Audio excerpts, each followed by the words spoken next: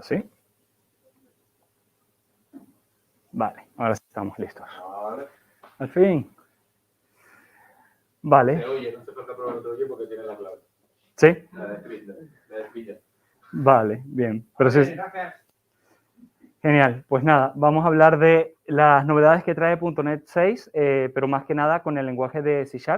Vamos a ver qué cositas nuevas nos ha traído que podamos programar, sobre todo para hacer todo lo que hemos estado viendo antes. Bueno, lo primero, ¿qué novedades nos trae el .NET 6? Lo habéis estado escuchando todo el tiempo. Al fin tenemos una versión LTS y aquellos de nosotros que no hemos podido utilizar ni siquiera C# 9 ni las cosas super guay como la palabra init y cosas así, porque no había un LTS, al fin ya tenemos un LTS y ya podemos utilizar C# 9 y también lo que nos trae el 10. En total, la plataforma trae cerca de más de 20 mejoras diferentes, ¿vale? Entre ellas, las que van a destacar son la nueva versión 10 para el lenguaje C# y para las personas que están más hacia la orientación a programación orientada a funciones, pues está la parte de la versión 6 de F#. Por ningún lado se menciona Visual Basic. Lo habéis visto ya, la recarga activa, todo lo que eso mola, realmente es impresionante. Luego, más adelante, tendremos una charla sobre el .NET MAUI, que es la nueva interfaz de usuarios para aplicaciones multiplataformas, tanto en escritorio como en dispositivos móviles. Para los que vivimos trabajando con JSON, hay cientos de mejoras en el API de system.text.json. La verdad es que está muy bien. Ya se puede decir que perfectamente podría competir con la que hemos estado usando toda la vida, que es la JSONNet. Y hay muchísimas otras mejoras que están en ASP.NET, que ya las habíamos visto antes con Alejandro Almeida y con Alberto. Ahora vamos a ver lo que nos compete en esta sesión, ¿vale? Que son qué novedades nos trae el lenguaje C#, ¿vale? Primero, la nueva versión del lenguaje nos trae mucho más cerca en la manera en la que en algunas de las cosas que nos trae, se está acercando muchísimo más a la manera de trabajar de lenguajes funcionales, ¿vale? Se está viendo mucho el esfuerzo de las personas que trabajan en C# de tratar de atraer a ese tipo de programadores que están más orientados a funciones, que están más orientados a programar a base de ecuaciones, etcétera. También se nota, bueno, era lo que estaba diciendo, la parte de los funcionales, perdón. Luego está los nuevos mecanismos de inferencia, sobre todo para la parte de los lambdas, que la vamos a ver en la demostración. Es impresionante la cantidad de cosas que podemos ahora ahorrarnos de código, porque el propio compilador dentro del Visual Studio es capaz de inferir tanto los tipos de entrada como los tipos de retorno, e incluso ahora le vamos a poder agregar atributos a las lambdas que antes no era tan sencillo hacerlo. Vamos a tener nuevos mecanismos de interpolación de cadenas. El String Interpolation tiene nuevos mecanismos, ha aumentado muchísimo el rendimiento. Ciertas cosas que hacíamos, que pensábamos que era una buena práctica, que sonaba bien, etcétera, por debajo era un verdadero desastre, que lo veremos en la demo, y eso lo han corregido, consiguiendo ahora que la interpolación de strings sea una cosa impresionante. Tenemos una nueva manera de trabajar con las directivas using, que nos van a ahorrar un montón de trabajo, nos van a ocultar un poco la complejidad de nuestro código, pero que puede ser muy interesante a la hora de que se incorporen nuevas personas a trabajar en nuestros proyectos, que no tendrán que preocuparse de ciertas cosas que se tienen que agregar porque las podemos controlar a nivel de la propia arquitectura dentro de lo que serían nuestras soluciones. También plantean una nueva forma de trabajar con la directiva de namespace. Es una chorrada, pero la verdad, una vez que uno se empieza a acostumbrar a eso, pues suena muy bien. Dices, ¿por qué no lo hemos hecho esto así antes? Y si da tiempo, en parte de la demo también voy a mostrar algunas cosas que están en el lenguaje C#, pero que realmente son de la plataforma .NET, simplemente que las voy a utilizar a partir del lenguaje. Si nos da tiempo, son mejoras que hay en la parte del LINQ, donde se han agregado cerca de unas 100 nuevos métodos diferentes para hacernos mucho más productivos, para que cosas que antes teníamos que currarnos nosotros nuestro propio método para hacerlo, ahora es una sola línea de código con un rendimiento impresionante. Temas en la gestión de las fechas y de las horas, que también, si tenemos aplicaciones que trabajan mucho con fechas, con horas, con momentos del día, hay una serie de cosas que se agregó en la plataforma .NET, pero que las veríamos en el lenguaje C# que están muy bien. Así que nada, vamos a hacer una demo. Ya no hay más. Para mi estándar, esto no es nada. Vale.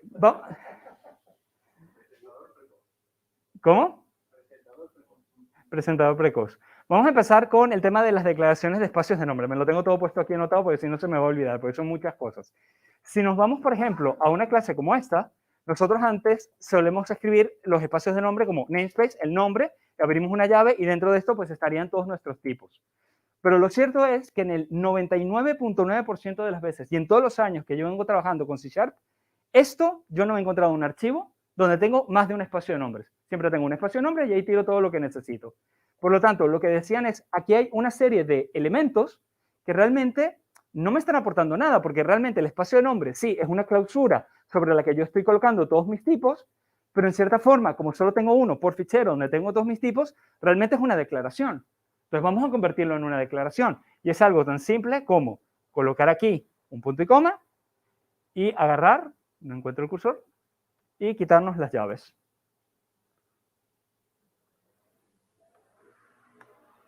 Agregamos el código y ya está. Eso es todo. ¿Qué?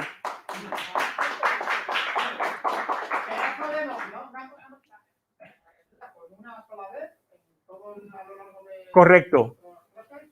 Con colocar solo el espacio de nombres una sola vez en todo el fichero, todos los tipos que tengamos aquí definidos, clases, enumerados, lo que corresponda, están dentro de este espacio de nombres. Porque realmente lo que ha hecho la gente que trabaja a nivel del lenguaje es hacer un análisis conductual de cómo se comportan los desarrolladores. Nadie realmente es tan enfermo de en un fichero tener dos espacios de nombres. En 15 años trabajando con esto yo nunca lo he visto. Así que dijeron, mira, conviértelo en una declaración.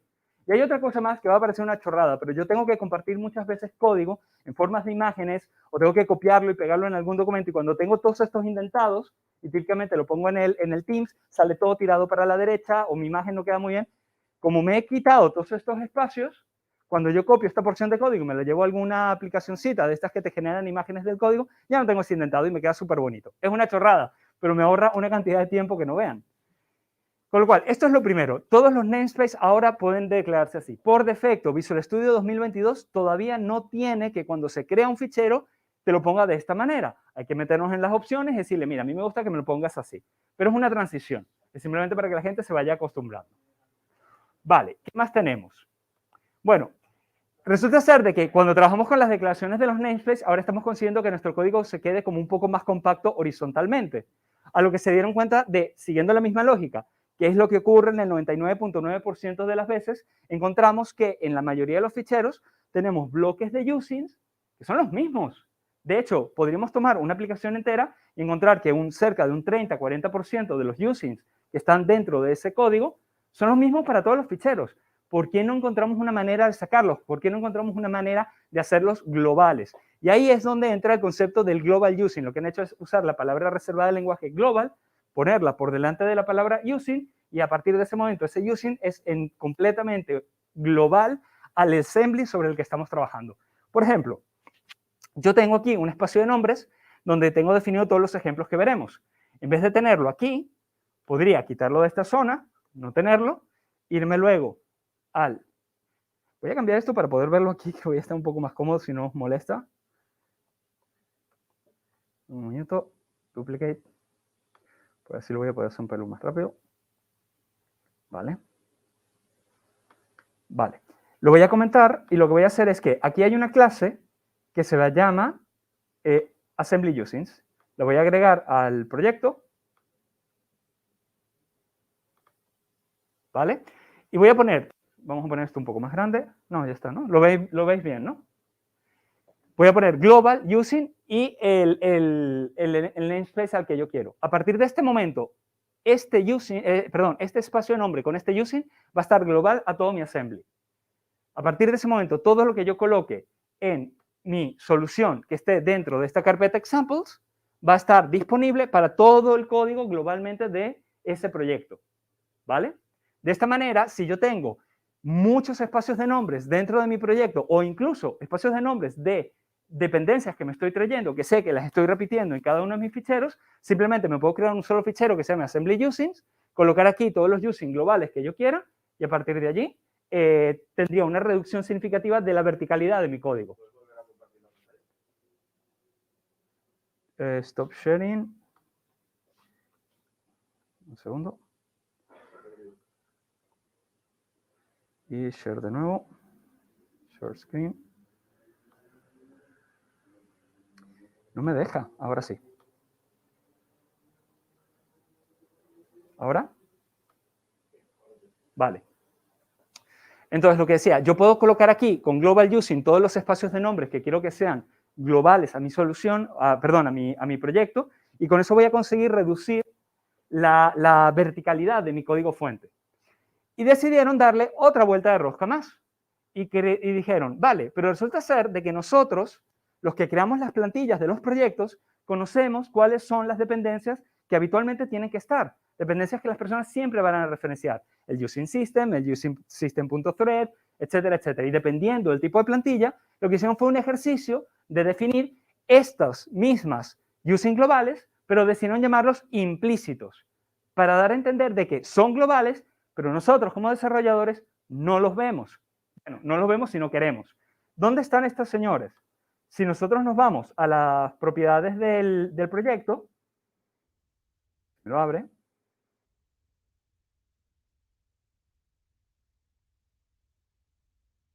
y busco aquí implicit, si quiere,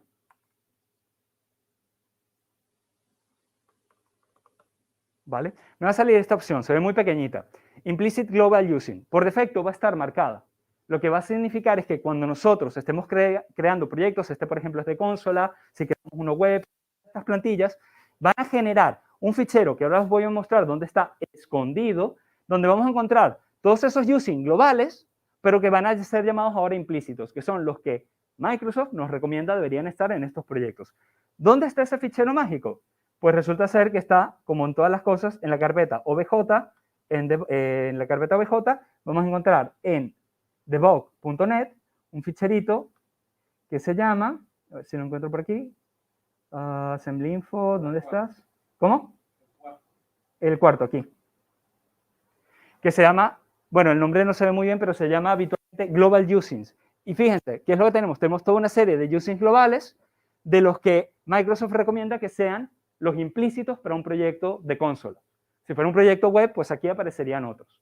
Si no nos gusta esto, no nos gusta esta magia escondida, queremos tener el control, queremos tener este tipo de cosas bajo nuestro control, no bajo el control de la plataforma, podemos irnos a la parte de los parámetros del proyecto, quitar este señor, con lo cual al compilar no se va a generar ese fichero, pero va a ser nuestra responsabilidad tener en cuenta esas dependencias. Con lo cual, si ese fuera el caso, porque a nivel de arquitectura queremos tener ese control, lo más recomendable sería tener un fichero llamado assembly using y tener esos anteriormente implicit using como global using bajo nuestro control, ¿vale? También, si estamos en un entorno de alta arquitectura, donde el arquitecto de software quiere tener un poco el control de lo que está pasando, de todo este tipo de cosas, puede tener este tipo de ficheros y en herramientas como el Azure DevOps, tenerlos en un directorio protegido para que los desarrolladores no puedan tocarlo, o para que si se hace un pull request se genere una alerta para que mantener el control de lo que es la parte del código. Pero principalmente, ¿qué vamos a conseguir con todo esto? Vamos a conseguir que la longitud en general de nuestros ficheros, tanto horizontal como vertical, se haya reducido significativamente. Y en general la lectura es también mucho más sencilla porque tenemos menos cosas de las que estar pendientes. Vamos a hablar un poco de records, ¿vale? Los records son un tipo, por decirlo así, un tipo de dato que apareció con C# 9, que no hemos tenido oportunidad de utilizarlo porque no había un LTS, pero ahora que estamos con .NET 6 y C# 10 lo tenemos. Originalmente los records son tipos por referencia, son clases. Lo que pasa es que los definimos de la siguiente forma.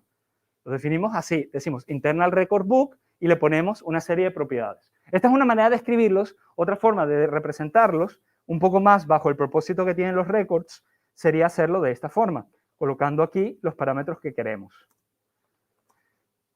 ¿Vale? Yo simplemente elegí la otra por una serie de ejercicios que quiero hacer adelante en el demo, pero una manera de escribir un record podría ser esta. ¿Cuál es la característica interesante de los records? Son clases por debajo. Si nosotros viéramos el código missile que esto está generando, por debajo es una clase, va a aparecer un public class, book y todo lo demás. Lo que ocurre es que está muy orientado a algo que nosotros buscamos mucho en arquitectura cuando hacemos el código, que es la inmutabilidad de los tipos. Este tipo record, si yo consigo una instancia, el title y el International Standard Book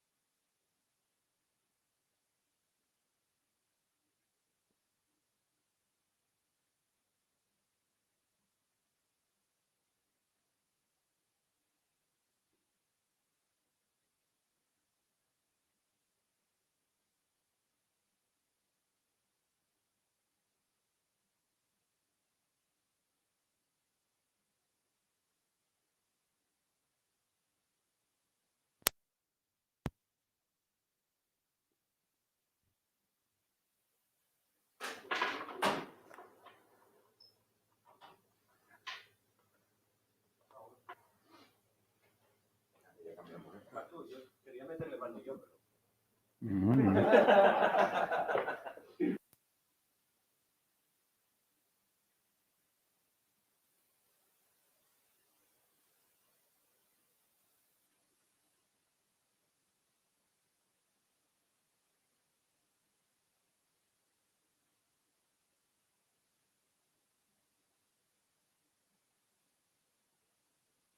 Un poco más de cariño.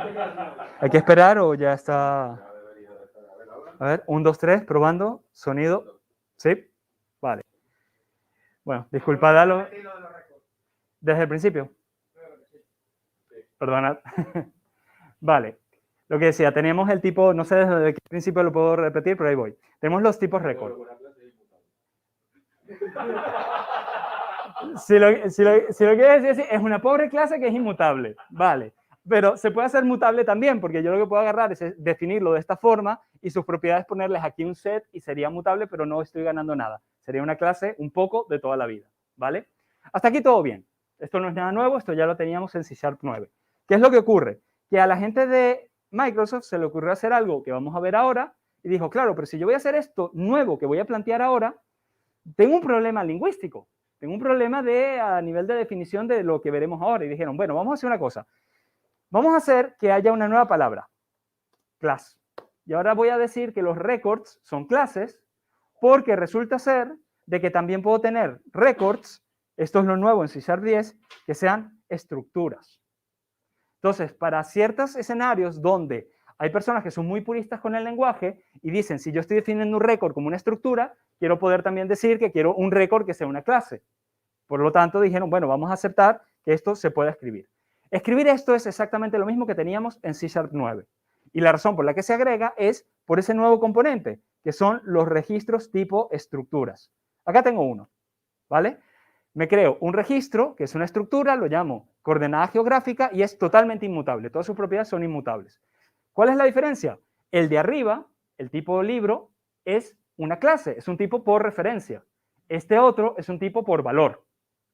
Ahora bien, cuando trabajamos con los registros, con los records, tenemos muchas cosas muy interesantes. Primero, se construyen como si fueran una clase, pero tienen soporte a esta palabra, with.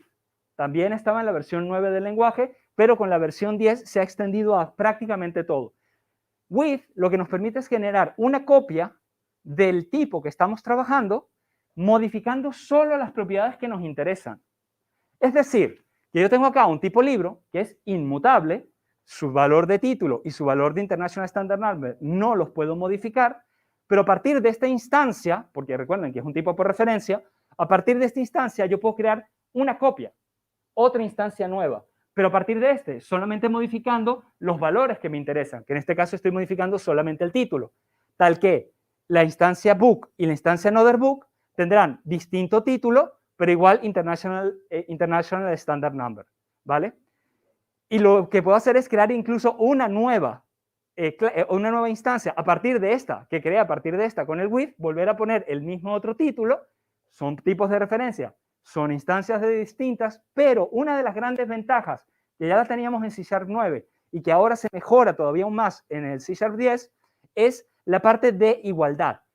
El tema es que una de las ventajas que tienen los registros, y la tienen también los registros de estructuras, es que cuando utilizamos el método equals o el método igual, no compara las referencias, compara los valores de las propiedades.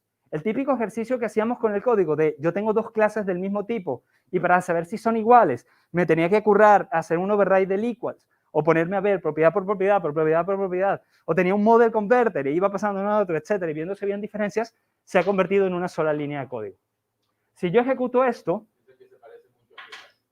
que se parece mucho a, es que es lo que les decía, hay un esfuerzo muy importante, que se ha hecho un esfuerzo muy importante por llevar la programación funcional a lo que es el mundo de lo que es la programación orientada a objetos. Ahí va. Fíjense lo que les decía. Acá tenemos la instancia del libro que es Divina Comedia con este número, otra que dice The Divine Comedy con este número. Aquí me dice que son igual porque en mi código estoy utilizando la que es Original Book, donde a partir de esta he cambiado de vuelta el título a que fuera el de aquí y cuando hace las comparaciones las hace por las propiedades. Este título es igual que este número de internacional no lo he cambiado, es igual, por lo tanto, estas instancias son las mismas. Si yo cambio este ahora por el que he cambiado el título,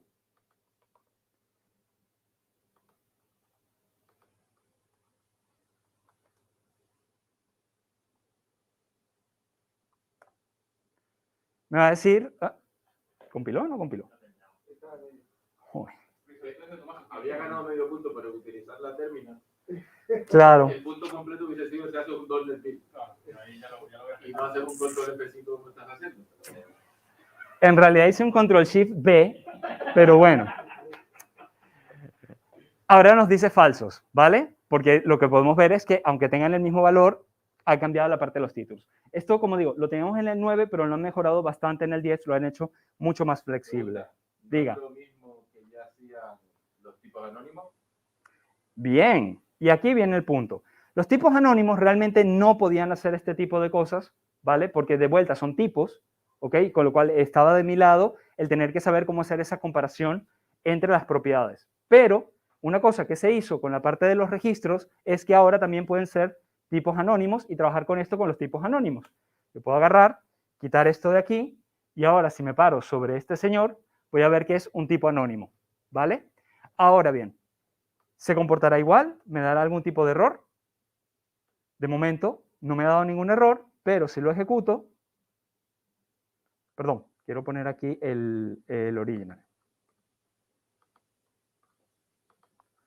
Recordemos que son tipos anónimos y una de las cosas que tiene ahora el lenguaje C# 10 es que esto es un tipo anónimo, ya no es un record, y fíjense que puedo seguir utilizando la palabra with para obtener una copia, un nuevo tipo anónimo, pero donde estoy cambiando algunos valores. O sea que con este operador with soy capaz de generar copias de mis objetos mucho más rápido.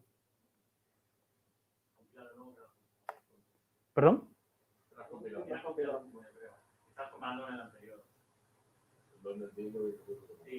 ¿Vas a seguir, Abigail? Ahí va. No, está bien. Esta es la única diferencia cuando usamos los tipos anónimos. La parte del equals sí nos va a decir que es true, pero el igual no nos va a decir que es true, porque no está haciendo la comparación de propiedad a propiedad. ¿Vale? Pero esto es muy importante porque ahora tenemos a nivel del lenguaje la posibilidad de hacer este tipo de copiados, este tipo de construcciones de nuestros diferentes valores, sean records, clases, y también lo veremos más adelante si son structs o tipos anónimos. Podemos hacer toda una serie de manipulaciones, ¿vale? Entonces, por aquí ya estaba... vale. Otra cosa que se ha hecho es que los tipos de estructura, ellos por debajo tienen un toString, que es bastante útil para cuando estamos depurando, por ejemplo, y queremos saber cómo está la situación, que lo que hacen es mostrarnos el nombre del registro y los valores de todas sus propiedades. Ese es el toString. Ese toString ahora le podemos hacer un override. Nosotros podemos agarrar, voy a copiar a este señor de aquí, y puedo modificar cómo quiero que sea ese toString.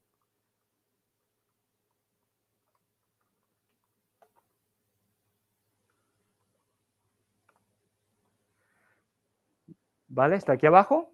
No. ¿Me sigue sin...? Ya. A seguir. No voy a hacer .NET Build. No, no me lo está cogiendo. Sí, va a ser eso. Sí, siendo un tipo anónimo.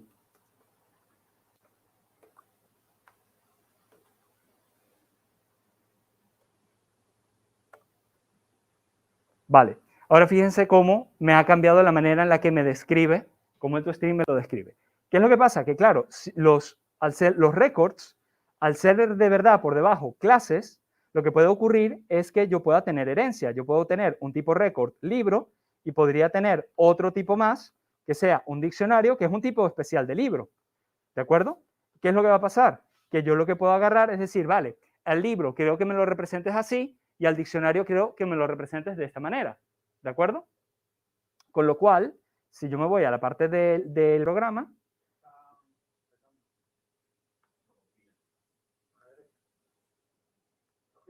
sí, ya lo vi. Esto es por la parte de que esto tengo que cambiarlo. Tengo que ponerlo así. Hay temas todavía de la manera en la que se escribe uno y otro. Tendría que crearle un constructor y me da pereza construirle el constructor, que ya venga por aquí y listo. ¿Vale? Y me vengo luego a la parte del programa y lo que podríamos hacer es tener por aquí un diccionario.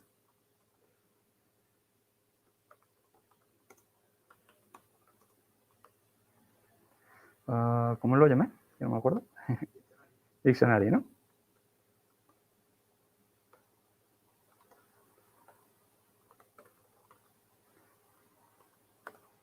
Vale, le voy a poner un título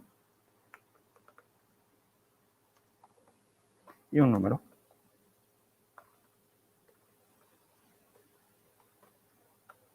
¿Vale? Y ahora lo que voy a hacer es que me lo escriba.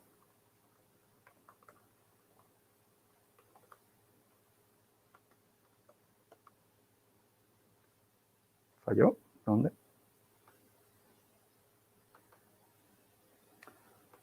Sí, ahora como esto cambió, tengo que ponerlo de esta manera.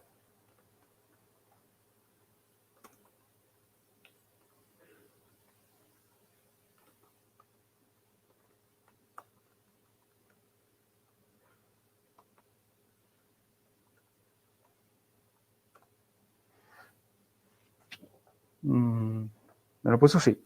Tengo aquí los de los libros y acá tengo el del diccionario, ¿vale? Fíjense cómo es diferente. Pero ¿qué pasa? Que yo puedo decir, vale, aunque hay herencia, yo quiero que el padre sea el que decida cómo debe ser esta representación, no los que heredan.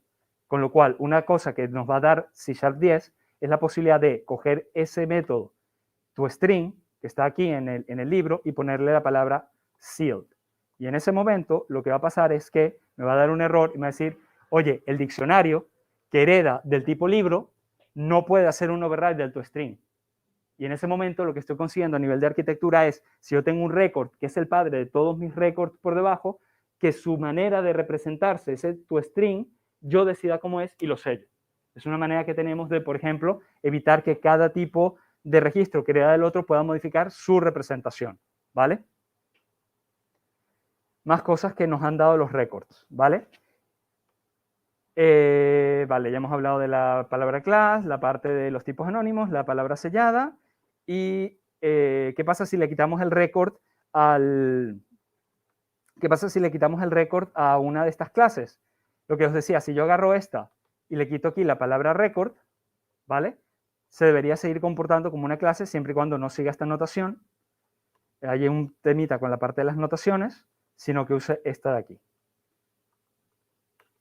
¿Vale? Y esta no me va a funcionar porque ya no es un tipo record, pero lo que quiero que vean que pasa es que hay una modificación en el comportamiento.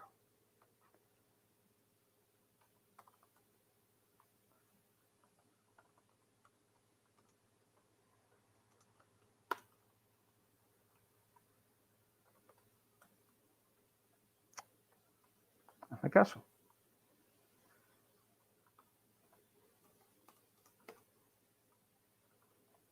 Claro, es que le estoy poniendo aquí un punto y coma.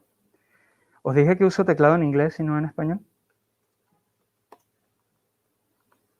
No. Pues uso teclado en inglés y no en español, por eso me pasa esto. Ahora sí. No. No, no, no, no, no, no. El teclado en mi casa está en inglés. Vale. Y ahí. Vale. No me quiere hacer caso. Como lo del .NET. Como lo del .NET Run. A ver qué me está diciendo por aquí. Que me diga por qué me está fallando. The book is not a valid record type. Sí, ya sé que no es un valid record type. Pero deberías poder funcionarme. ¿Qué te he hecho que no te gusta? Public Internet Class Book. Esto de acá. No quiere. Efecto demo. No me acuerdo qué era lo que tenía que hacer yo aquí.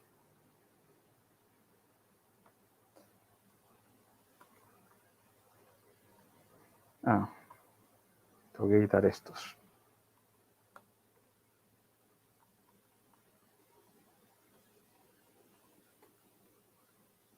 Y tengo que quitar este otro. Ya tiene que ser book.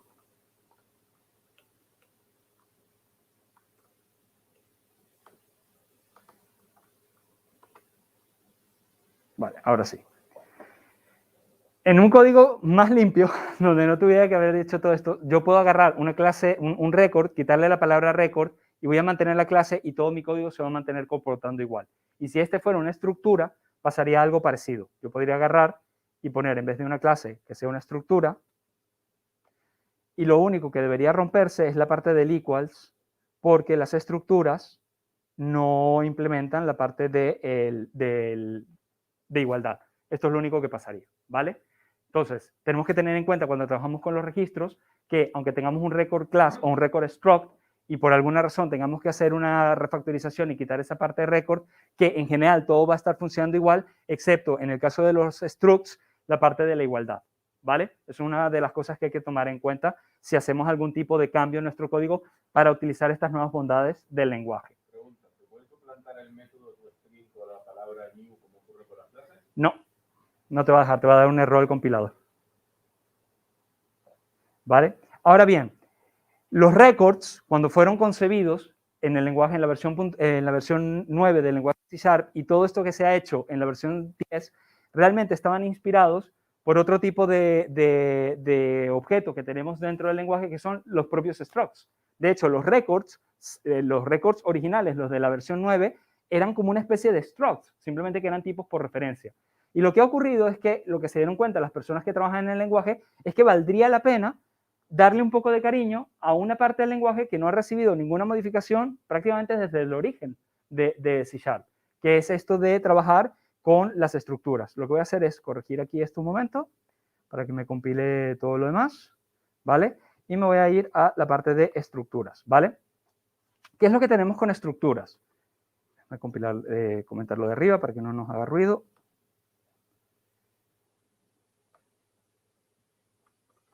¿Qué es lo que se ha hecho con las estructuras? Supongamos que tenemos una estructura que se llama las... perdón, aquí no era.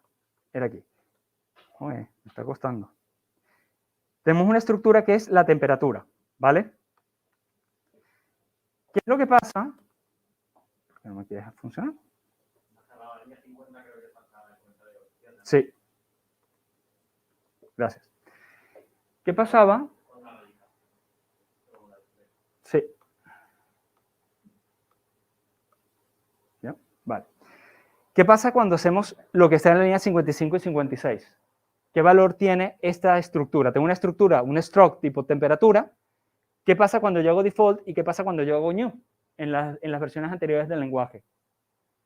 Que lo que pasaba era que este señor pues tendría las propiedades con sus valores por defecto y este sería igual. Realmente no hay ninguna diferencia entre llamar a esta manera, esta instrucción, y esta otra. Las dos tienen el mismo comportamiento.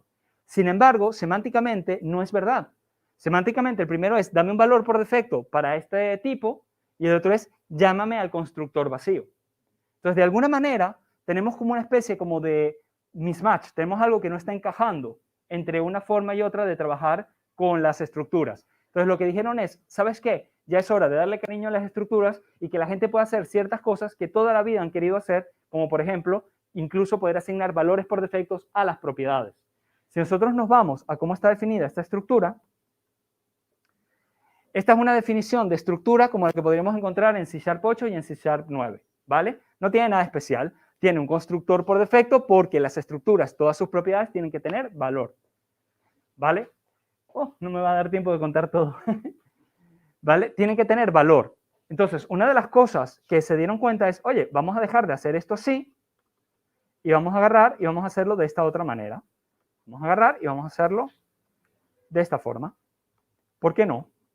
Agarrar y decir, oye, tengo un constructor vacío, estos van a ser los valores por defecto. ¿Qué es lo que va a pasar? Si yo utilizo este tipo de dato y ejecuto este código que tengo aquí, fíjense lo que va a pasar. Aquí tengo que me imprima cuáles son los valores si yo llamo al default, cuáles son los valores si yo llamo al new. Ah, y fíjense lo otro, estos son estructuras y aún así puedo utilizar el with para crear una copia de la estructura y modificar incluso solo los parámetros que me interesan, ¿vale? Y puedo ver cómo esto se ha cambiado. Si me vengo por aquí, pobre consola muy lenta. Fíjense lo que ha pasado. El de default tenemos 0 y Celsius. 0 es el valor por defecto de un float Celsius es el valor por defecto del enumerado que nos da la unidad. Pero luego si utilizo el constructor sin parámetros, el valor es 100 y la unidad es Fahrenheit, que es lo que yo tenía en la parte de aquí. 100 y Fahrenheit. Y después, con el constructor del width, he podido modificar esos valores y poner un 100 y un grados Kelvin. Ahora puedo modificar, algo que no podía hacer antes, es que ahora puedo ponerle valores por defecto a mis propiedades y puedo modificar el constructor vacío de las estructuras. Y esto nos da mucha flexibilidad a nivel del lenguaje, porque lo podemos escribir así, pero también lo podemos escribir de otras formas. Podría no tener constructor y asignar los valores que quiero por defecto de esta forma, que eso no podíamos hacerlo en las versiones anteriores del lenguaje. O incluso mezclar y tener el constructor con los parámetros que quiero y aquí los valores por defecto, no tener por qué ponerlos en esta parte de aquí, ¿vale? Me están diciendo que tengo 5 minutos, me hubiera gustado mostrar mucho. Bueno, pues me tengo que ir, pero había muchísimas otras cosas que me hubiera gustado mostrarles, que son todo lo que se ha hecho con la parte de las lambdas, ¿vale? A ver si puedo mostrarlo un poquito rápido, aunque esté comentado el código, que es que ahora las lambdas permiten hacer inferencia. Yo antes tenía que escribir funciones de esta manera, pero ahora puedo escribir funciones de esta forma. Puedo agarrar y poner un var, no tengo que poner esta parte de la ceremonia de aquí, y ya el compilador sabe que esto se trata de una función que devuelve un GeoID a partir de un string.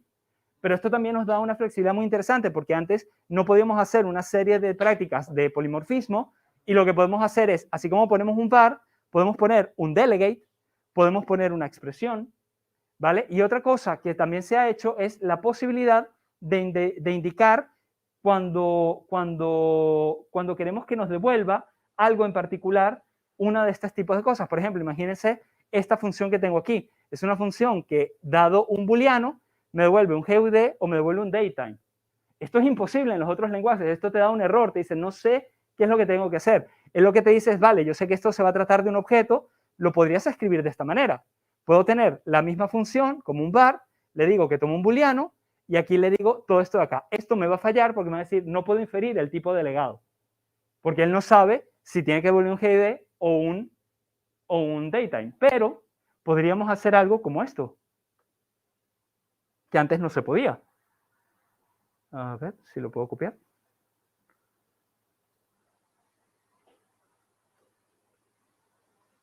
Puedo agarrar y ponerle por delante object. Creo que era aquí. No, era aquí. Ahí. Ahora le puedo especificar el tipo de valor de retorno que tengo. Entonces, si estos dos tipos, aquí es muy extremo, que es un GeoID y una fecha, pero imagínense que aquí son dos tipos diferentes, pero que son primos porque heredan de un padre en común. Puedo poner aquí el padre. Y ahora tengo todo esto. Y no solo eso, sino que aquí adelante puedo colocar atributos que antes no podía con las funciones. Puedo hacer cosas de este estilo. Puedo poner un obsolete. Y ahora en una sola línea tengo una función que puede hacer conversiones, que puede tener el atributo que es obsoleto, etcétera, etcétera, etcétera. ¿Vale? Se ha hecho cosas con methods group, etcétera, pero tengo que cortar. Había mucho más que mostrarles, pero bueno, estamos con las pistas. Gracias. Y bueno, si tenéis dudas, creo que por aquí está el Twitter. Sí, también. Bueno, pues muchísimas gracias.